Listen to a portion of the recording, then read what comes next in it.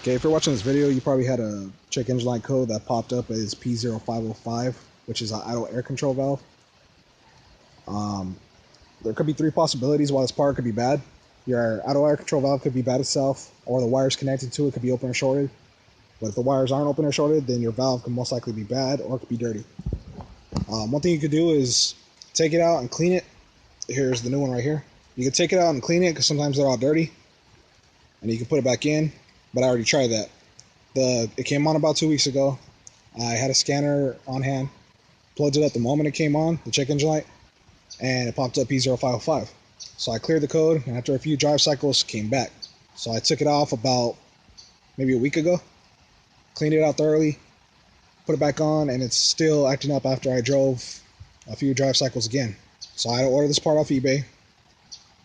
I found this one for only 30 bucks, same exact thing as the original part. Because the AutoZone or the nearest places around here, they're about 170 bucks. So I got to have a deal with 30 bucks. Tested it, and it works pretty good. Now I will show you how to take it off. It is located right there where that yellow spot is. That's actually the back, as you can see here. First thing you want to remove is your intake. I already took off the air filter. It's right here. What you want to do is take off this hose right here and your intake air temperature sensor on your intake itself. So we'll remove those really quick. These are all barely on. I already removed and loosened everything, but I just want to show you how to get to it. Like I said, remove that. Then unscrew your thing right here. Take your intake off your throttle body. And just set that aside. Next, you want to take off your map sensor right here at the top of your throttle body.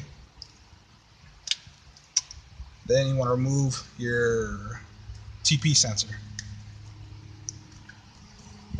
And last, you want to remove it's right there, mount it onto the throttle body. You want to take off your idle air control valve sensor itself right there. Right there. Okay, there's the idle air control valve right there. Get the new one. Same exact one. And last thing you want to do to the throttle body is take off the wire that's connected to it. In line. I already took mine off. Take it off, it's pretty simple. It goes in. It goes into that hole right there. I don't know if you can see it. But anyway, all you want to do is pull this all the way down, and the wire, you'll give the wire some slack, and it'll come right off. Then you have these 4 bolts. 1, 2, 3, and 4 on the other side. After you do that, you want to remove the throttle body itself. But this would all be in part 2, because when you remove it, you still have these hoses connected to the idle air control valve. As you can see here, the hoses will be right here, and there will be a fat hose in between. So it's going to be a little bit of a pain to get to, but I'll take it off right now, and I will show you in part 2 how to remove the idle air control valve. Okay, finally you got it loose. I already took it off. Here's the whole piece right here. Map sensor, TP sensor, and your idle air control valve. 2 hoses like I was telling you about. Here they are right here. And the 2 hoses are right here. See that fat hose I was telling you about? You have to push it down in order to get to this, but you guys may have different. You guys may only have these kind of clamps, but it's been a while. It'll take some yanking, but it'll come off. But here are the 2 that were connected to the idle air control valve. Want something to catch the coolant a little bit. There wasn't that much that fell out of mine, but coolant will fall out of this. But anyway, now this is how you remove the idle air control valve. Here's right here. Here is the new one. So you could just See it too?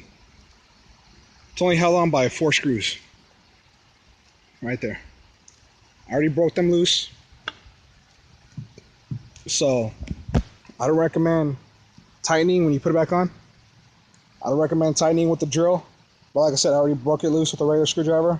Now I'm just using a drill to take off the screws for the sake of making this video. So I won't be here for like 2 minutes just unscrewing screws in front of you guys.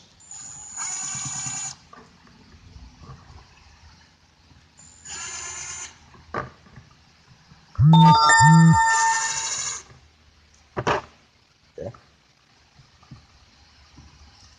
And it's off. It is right here. That's the gasket, plastic gasket, or the rubber gasket.